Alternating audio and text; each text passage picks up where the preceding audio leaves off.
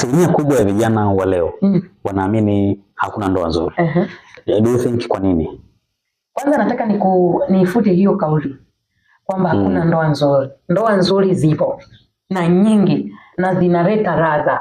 Ndoa nzuri zipo na zenye thamani kubwa sana. Kwa nini vijana wanaamini tofauti? Vijana wanaamini tofauti kulingana na dunia tulionayo kwa sasa.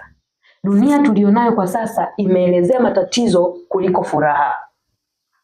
Sawa? Okay. Yaani wanaielezea ndoa kwa upande mmoja. Yaani wanaoelezea sana ni wale ambao wanapita kwenye changamoto.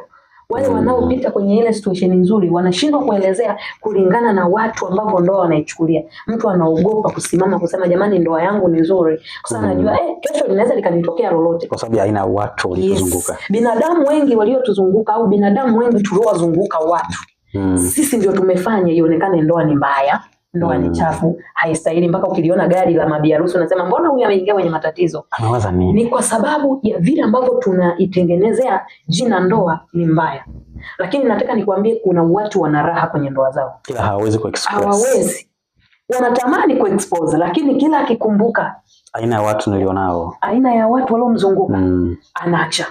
By the way, watu tu walituzunguka wengi hawapendi kuona mafanikio. Na sio tu kuona mafanikio, ni kama imejenga, yani ni kama kamekuja kama kautamaduni hivi. Yani ukiwa na kitu kazuri utakiwa ukaexpose.